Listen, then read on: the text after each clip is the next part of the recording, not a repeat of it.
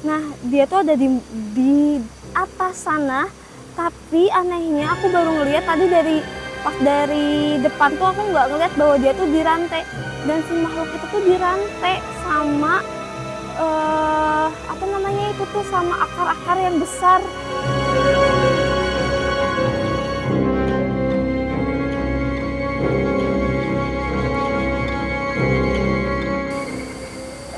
Jadi banyak dukun yang membawa pasien-pasiennya ke sini untuk melakukan sebuah pesugihan kepada Ratu Kuyang. Syaratnya tuh begitu mengerikan, sangat tidak manusiawi.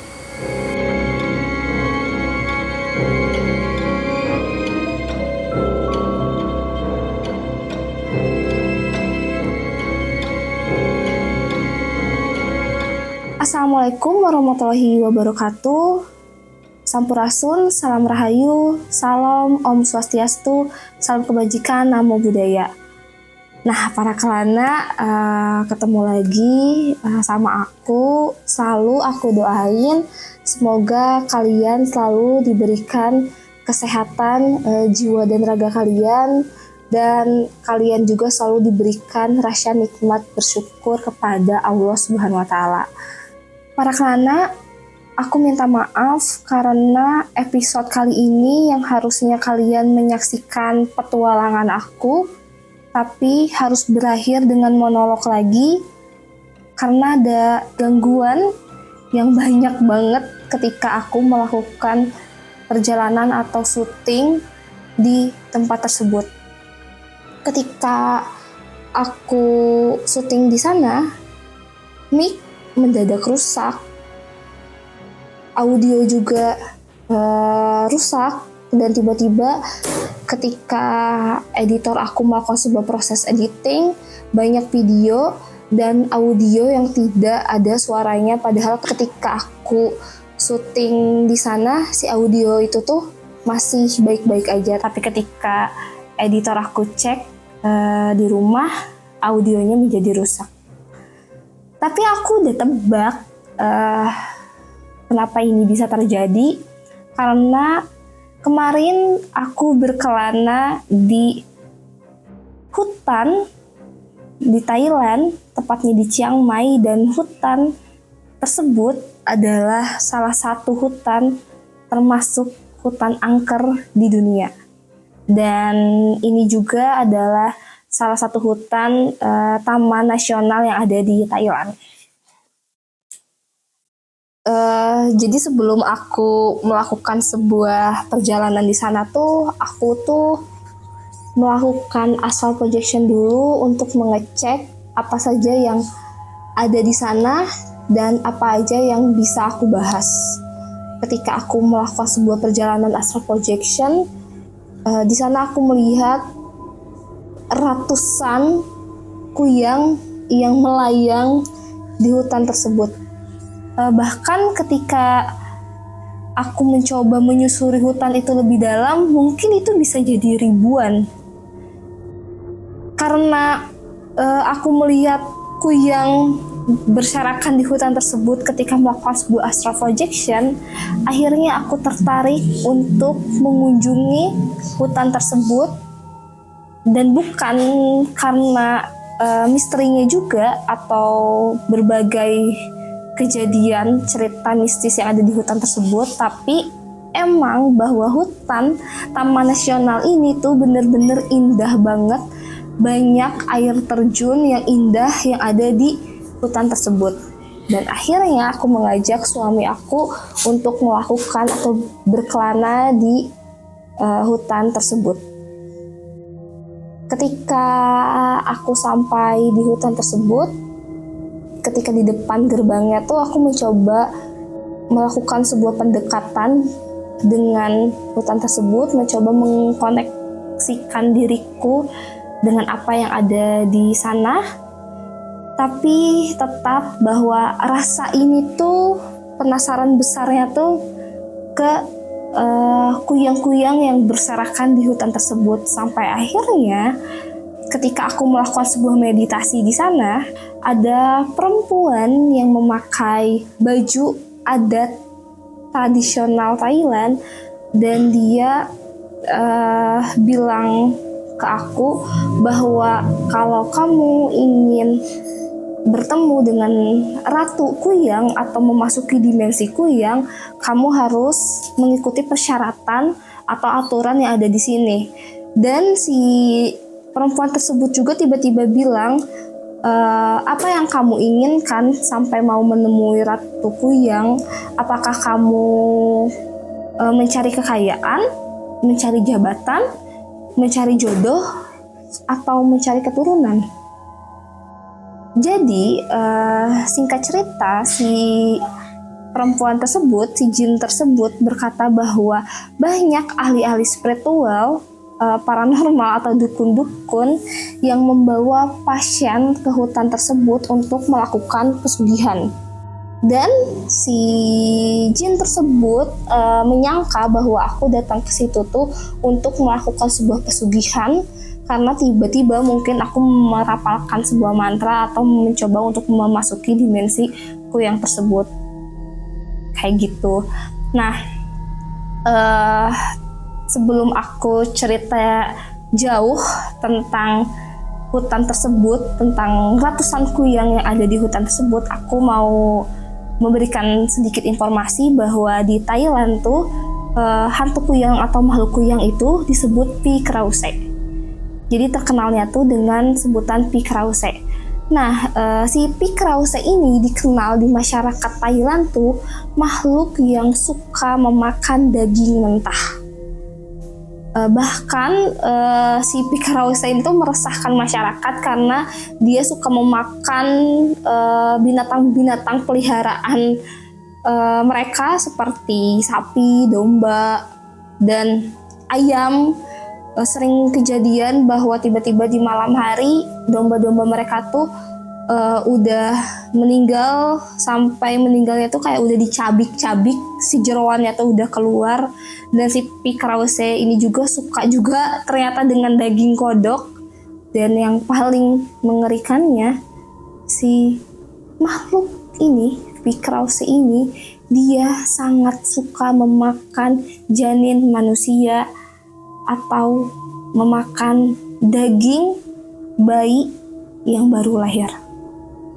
Nah, karena kejadian-kejadian tersebut, akhirnya masyarakat Thailand menaburkan serbuk yang sudah diberi mantra, yang sudah diracik, ditaburkan di depan rumah mereka agar si Pi Krause ini atau Kuyang tersebut tidak bisa memasuki rumah mereka. Nah, di hutan Taman Nasional di Thailand ini terdapat Ratu Kuyang dengan anggotanya mungkin mencapai ribuan, dan Ratu Kuyang ini menerima pesugihan.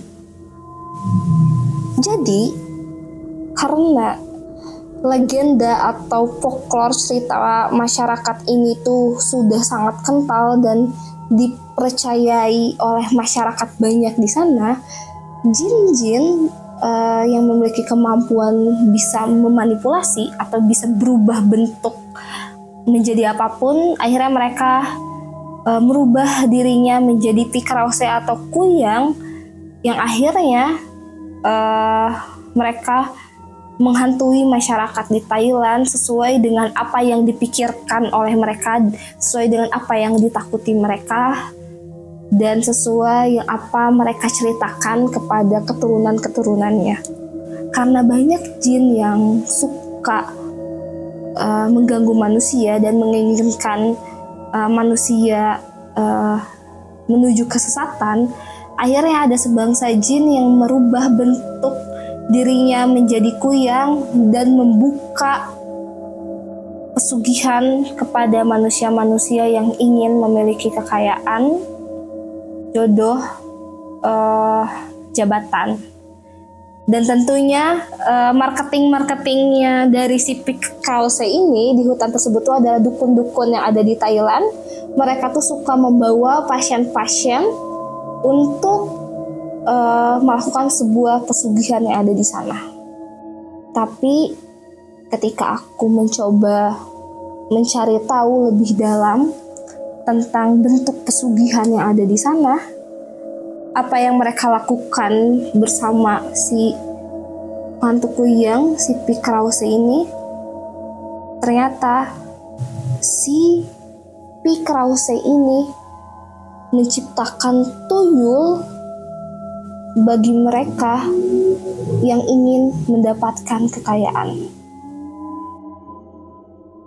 Yang paling mengerikannya lagi, si dukun dan Pi Krause ini bekerja sama membuat tuyul dari janin manusia. Jadi, misalnya ada satu pasien yang ingin memiliki kekayaan. Syaratnya si pasien ini tuh harus hamil, dan ketika dia hamil dan janinnya sudah berumur 4-6 bulan, janin itu dia keluarkan dan dia bawa ke dukun tersebut, dan dukun tersebut itu akan melakukan sebuah ritual dengan Pi Krause untuk menciptakan tuyul dari janin tersebut. Dan janin tersebut atau bayi tersebut, si dukun itu akan memanggang si bayi tersebut tuh akan dipanggang, akan dibakar sampai dia tuh mengkerut, sampai bener-bener dia tuh gosong dan sampai kecil. Ketika dia udah kecil, udah sesuai ukurannya dan udah digosong, udah bener-bener gosong, lalu si Pi Krause ini akan memasuki jin dan merasuki si tubuh atau janin tersebut, dan janin tersebut akan bangkit dan menjadi tuyul. Bentuknya kecil. Kalian pernah lihat Dako-chan? Boneka Dako-chan? Nah, kurang lebih bentuknya itu seperti itu. Tapi yang mengerikannya itu terbuat dari bayi. Dan banyak orang-orang yang melakukan pesugihan ke Ratu Kuyang tersebut, mengorbankan janin mereka untuk mendapatkan sebuah kekayaan. Sebelumnya ada yang pernah dengar nggak tentang proses pemanggangan bayi untuk dijadikan tuyul? Karena setahu aku juga, aku pernah dengar bahwa di beberapa tempat di Indonesia pada zaman dulu ada juga yang melakukan sebuah ritual seperti ini. Tapi ritual ini tuh memang berasalnya tuh dari Thailand. Sebenarnya tuh aku penasaran banget, ingin mencari tahu lebih detail keberadaan si Ratu Kuyang tersebut, dan ingin tahu lebih detail juga tentang ritual-ritual pemujaan yang ada di hutan tersebut. Tapi makhluk-makhluk yang ada di hutan tersebut pun mengingatkan kepadaku bahwa jangan mencari Ratu Kuyang kalau tidak ada niat atau rencana pesugihan terhadapnya. Kalau ada orang yang mencari Ratu Kuyang tersebut tanpa melakukan sebuah pesugihan atau menyembah kepadanya, si Ratu Kuyang tersebut tidak akan segan-segan membunuh janin setiap si orang tersebut hamil. Jadi si Ratu Kuyang tersebut akan terus menghantuinya dan selalu mengambil janin orang-orang yang mencari Ratu Kuyang tanpa melakukan sebuah pesugihan. Tapi terlepas dari itu semua, aku pun harus menghargai aturan yang ada di wilayah atau dimensi mereka. Aku pun tidak bisa semena-mena atau seenaknya mencari tahu atau menggali informasi tentang mereka. Jadi alangkah baiknya juga pada saat itu aku mundur, dan Fajria mengingatkan juga kepadaku bahwa mereka pun memiliki kehidupan, memiliki cara tersendiri untuk menjalankan kehidupan mereka. Dan untuk saat ini pun aku nggak bisa ikut campur terhadap aktivitas Ratu Kuyang tersebut atau dukun-dukun yang ada di sana. Tapi yang jelas aku mau mengingatkan bahwa Jangan sampai kalian melakukan sebuah pesugihan karena kalau pesugihan itu sudah melibatkan tumbal atau menghilangkan nyawa seseorang, kalian sulit sekali untuk lepas dari kejaran iblis-iblis tersebut. Bisa lepas, bisa, tapi enggak mudah untuk lepas dari kejaran mereka. Jadi jangan sampai kalian melakukan pesugihan atau berhubungan dengan makhluk-makhluk seperti mereka yang selalu meminta tumbal. Nah, itu adalah salah satu cerita yang ada di hutan tersebut, tapi aku juga punya cerita yang lain di hutan tersebut, dan ada juga makhluk yang mengerikan. Jadi baru kali pertama aku menemukan makhluk seserem itu di Thailand. Karena biasanya hantu-hantu di Thailand tuh kayak nggak beda jauh sama hantu-hantu yang ada di Indonesia. Ada kuntilanak, pocong, siluman-siluman kayak ratu ular, ratu buaya putih. Jadi di Thailand pun sama, nggak beda jauh. Tapi ini makhluk yang aku lihat di hutan tersebut, aku belum pernah melihat di Indonesia. Bahkan ketika aku melakukan sebuah penelusuran di Thailand, di beberapa hutan yang ada di sana, aku nggak menemukan makhluk modelan seperti ini. Kalian pernah nonton film Evil Dead Rise? Jadi itu adalah salah satu film luar yang cukup mengerikan, dan monster atau makhluk terakhir di film tersebut tuh sama persis dengan apa yang aku lihat di Thailand. Jadi bentuknya tuh beragam-ragam tubuh manusia disatukan, ada berbagai macam kepala, tangan, wajah, dan disatukan menjadi satu tubuh yang bener-bener nyeremin. Aku nggak tahu gimana memvisualkannya, tapi si monster itu berjalan-jalan merayap-rayap di akar hutan tersebut dengan tubuh-tubuh atau wajah-wajah, kepala-kepala manusia. Dan ketika aku bertanya makhluk apakah tersebut, salah satu makhluk yang ada di hutan tersebut mengatakan bahwa itu adalah manusia-manusia yang melakukan pesugihan kepada Ratu Kuyang, tapi tidak mengikuti aturan mereka. Manusia itu tidak menepati janji Ratu Kuyang tersebut, dan akhirnya si Ratu Kuyang tersebut mengambil tubuh mereka dan menyatukan tubuh-tubuh mereka yang tidak mengikuti aturan si Ratu Kuyang tersebut. Jadi katanya bahwa si monster itu tuh bisa keluar ketika Ratu Kuyang melakukan sebuah ritual. Aku nggak tahu lebih jelasnya seperti apa, karena ketika aku mencari tahu lebih detail tentang si monster tersebut juga, Pajia melarang aku karena itu berbahaya dan tidak sesuai dengan kapasitas aku sekarang. Karena makhluk tersebut juga aku ngos-ngosan di sana, aku lari-lari karena jujur aku sempet banget dikejar sama makhluk tersebut. Dia merayap-rayap di akar-akar hutan. Itu bener-bener ketakutan banget, dan karena takutnya tuh aku bener-bener takut sama bentuknya. Dan itu serem banget, sampai ada darah-darah yang menetes-netes kayak gitu di akar tumbuhan tuh, di akar-akar pohon yang ada di sana. Dan akar-akar pohon yang ada di sana tuh cukup besar dan gede-gede banget. Dan di situ aku berhenti syuting karena jujur aku takut, baru pertama kali melihat makhluk seserem itu.